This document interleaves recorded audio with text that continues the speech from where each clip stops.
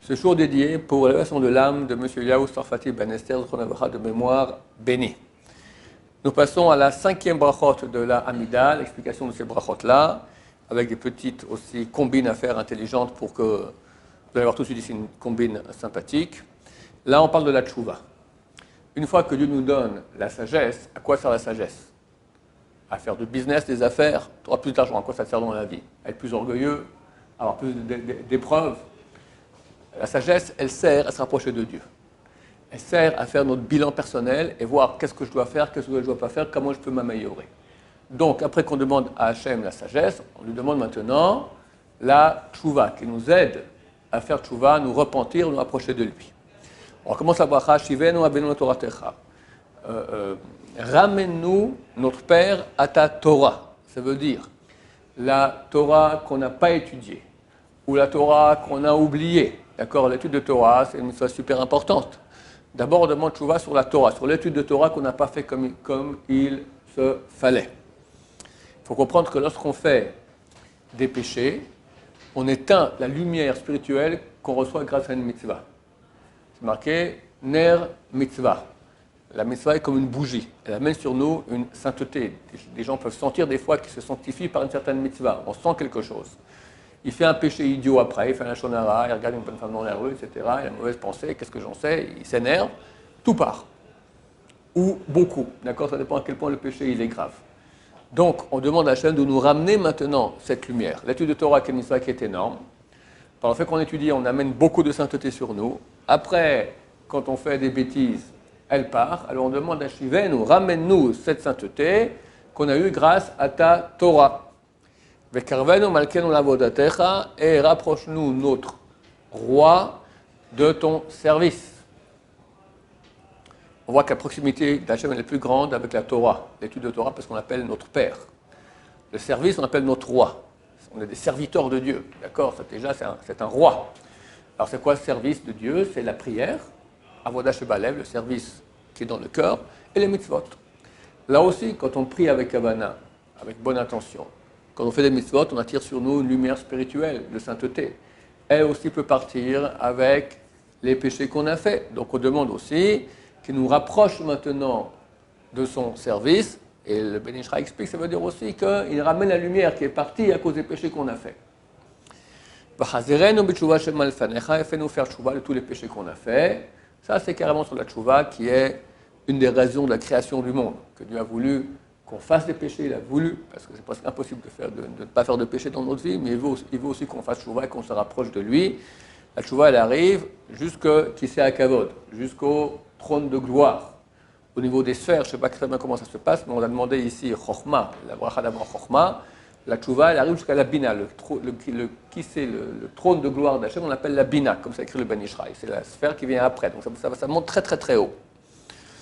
Et là, on peut insérer un texte d'accord de prière pour que Dieu fasse faire tchouva aux gens qu'on désire, des membres de la famille ou d'autres, etc. Alors je vous le lis ici dans ce sidour-là, il est écrit, dans d'autres sidourim c'est écrit aussi. Yiratzom lifanecha Hashem Elokeinu ve'Elokei avotenu, qui est une volonté devant toi, notre Créateur, enfin Dieu Tout-Puissant, notre Tout-Puissant, le Tout-Puissant de nos pères, que tu creuses un tunnel sous ton trône de gloire, pour ramener en tchouva entière les chol posha Israël, tous les pécheurs d'Israël. Toujours quand on fait une prière pour quelqu'un, il faut l'englober dans tous les mêmes. Quand on prie pour un malade, il faut l'englober dans tous les malades d'Israël. Alors là, on va englober ce pécheur dans tous les pécheurs d'Israël. Bechalam, et parmi eux, Plonin, un tel, fils de un tel. C'est mieux de dire fils de un tel au féminin. D'accord, toujours mieux d'appeler quelqu'un d'après le nom de sa mère plutôt que le nom de son père. Quand il monte à la Torah, on l'appelle par le prénom de son père. Mais quand on prie pour lui ou quand on fait une ashkava pour quelqu'un qui est décédé, toujours mieux d'appeler d'après le nom de sa mère. Deux raisons à cela, je vais expliquer tout de suite. Bon, on l'explique maintenant peut-être. Pourquoi c'est mieux d'appeler le prénom de sa mère? Le Zohar dit d'abord, on est certain qu'il est fils de sa mère plus que ce qu'il est fils de son père. Ensuite, les femmes ont moins d'enfer que les hommes. Enfin, peut-être plus d'enfer, parce que les hommes, quand ils étudient la Torah, ne peuvent pas aller en enfer, mais ils ont moins de problèmes après la mort de purgatoire, de souffrance que les femmes. Les femmes ont moins de souffrance que les hommes, parce que les hommes, ils ont 2 péchés que les femmes n'ont pas. Ce sont 2 péchés qui sont courants, c'est Zera le Batala, la semence en vain, et Bitul Torah, le fait qu'on n'étudie pas. Une femme peut une journée entière rien faire, d'accord, elle n'a aucun problème, c'est permis sans aucun problème, elle a le droit. Un homme, c'est marqué le temps d'avaler sa salive, tu n'as pas étudié, tu aurais pu étudier. Dieu est prêt à pardonner l'adultère, l'assassinat et l'idolâtrie, mais pas Bitul Torah. Tu comprends où on se trouve. Alors on espère qu'il aura pitié de nous et qu'il voit qu'on essaie de faire de notre mieux. Mais néanmoins, les femmes n'ont pas ces 2 péchés qui sont très courants, très fréquents et très graves. Donc c'est bien, quand on rappelle quelqu'un, de rappeler au nom de sa mère, ça rappelle moins les dynim, la rigueur céleste, que le nom de l'homme. Je continue la prière qui est écrite ici. Qui est Mincha Hashem, car ta droite Hashem, Peshuta est tendue, les Kabel Shavim, pour ramener ceux qui font tchouva. C'est que pour prier pour quelqu'un d'autre? C'est pour quelqu'un d'autre qui fasse tchouva. Ouais, pour nous-mêmes, tu pries, Dieu avec tes propres mots. Maintenant, pourquoi c'est marqué qu'on demande à Dieu de creuser un tunnel sous son trône? Alors, on raconte qu'il y avait un roi qui était un très très grand rachat, il s'appelait Ménaché. Son père était un grand tzaddik, Rizkia. Rizkia n'a pas voulu avoir d'enfant, il ne s'est pas marié parce qu'il a vu qu'il aurait un enfant qui serait aussi mauvais que celui-là. Néanmoins, pour finir, toute une histoire que je raconte à l'occasion, c'est pas maintenant. Pour finir, il s'est marié avec la fille du prophète Isaïe. C'est disons peut-être le mérite que j'ai une fille d'une maison aussi bien du prophète Isaïe, Shayahu, il faudra qu'on aura un enfant bien. Et néanmoins, l'enfant est sorti tordu, Ménaché, le roi d'Israël, et il a fait la Gestapo contre tout ce qui était Torah. Impossible, pas un Sefer Torah qui est entier, il a tout brûlé, rien du tout, vraiment. Il a fait énormément de Avodazara, d'idolâtrie. Et un beau jour est venu le roi de Babylonie, a mis le siège sur Jérusalem, et l'a mis prisonnier, l'a amené en Babylonie, et a commencé à le torturer. Et il l'a mis dans une grande casserole. Il a mis le feu dessous, il a commencé à mettre le feu, il commence à faire chaud, il commence à avoir un peu chaud aux pieds, d'accord. Il se met à crier, le Baal, réponds-moi, Ashtaroth, réponds-moi, le nom des idoles qu'il connaissait, Enkol, Ben, il n'y a pas de voix, pas de réponse, rien du tout, silence radio. Bon, à la fin, il s'est dit, je vais essayer le Dieu que mon père il a mentionné quand j'étais petit, le Dieu d'Israël, Yudke Vavke. Et s'il ne me répond pas, c'est pour que j'ai vraiment raison qu'il ne voit absolument rien. Et il a appelé le Dieu d'Israël.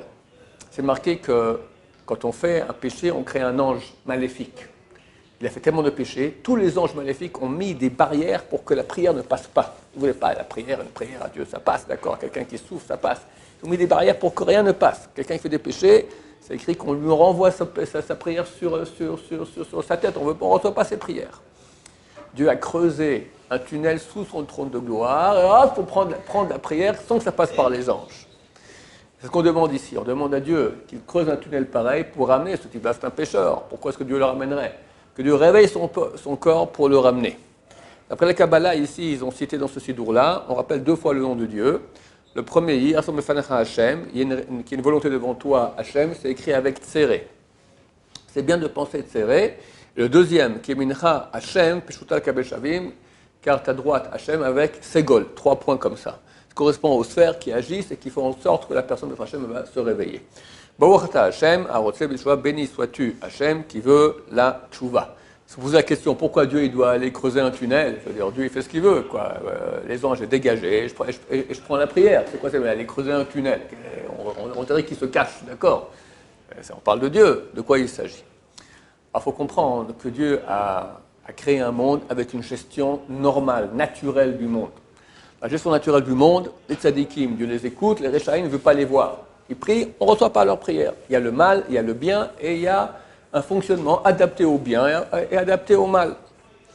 Le fait que Dieu veuille prendre la prière d'un rachat, d'un impie, ce n'est pas normal, c'est contraire à la gestion du monde. Mais néanmoins, Dieu veut cela. C'est pour ça qu'il a créé la tchouva avant que le monde soit créé. Elle ne fait pas partie maintenant, la tchouva ne fait pas partie de la gestion normale, elle est complètement anormale. Quelqu'un il a fait un péché, c'est écrit que Dieu a demandé à la prophétie, quelqu'un qui a fait un péché, qu'est-ce qu'il doit faire? Alors il a dit, qu'il crève. Comme ça, les prophètes ont répondu. Il a fait un péché, il mérite la mort. Demandez la Torah. Quelqu'un qui a fait un péché, qu'est-ce qu'il doit faire? Qu'il doit amener un sacrifice et qu'il se fasse expier ou des souffrances. D'accord? Il y a des moyens d'expier. Pour finir, Dieu lui-même, il a dit, moi j'invente la tchouva. C'est une chose qui est plus haute que la Torah, plus haute que les prophètes. Les prophètes ont dit la mort. La Torah, elle a dit expiation par souffrance ou par sacrifice. Moi, je dis le fait que la personne regrette ce qu'elle a fait. Elle dit à Dieu, Dieu, j'ai péché, je reconnais, je regrette et je prends sur moi de changer. Dieu le met à un endroit plus haut qu'un tzaddik. Il le prend par le dessous, là, par le tunnel, fait monter au-dessus de tous les péchés qu'il a fait. Et il transforme, si c'est une tchouva qui est faite par amour, il transforme les péchés en mérite. Si c'est une tchouva qui est faite par crainte, alors ça rend le volontaire involontaire. Les péchés, ils restent. Mais au lieu d'être volontaire c'est beaucoup plus grave qu'involontaire. Comme tu as fait involontairement, sans faire exprès, tu as oublié que c'était Shabbat, tu as allumé la lumière. Bon, tu n'as pas dit c'est Shabbat, j'allume la lumière. Tu as oublié que c'est Shabbat, d'accord? Donc c'est déjà bien. Mais si c'est une tchouva qui est par amour de Dieu, par amour de la vérité, parce que tu veux faire le bien, alors ça change les péchés en mérite.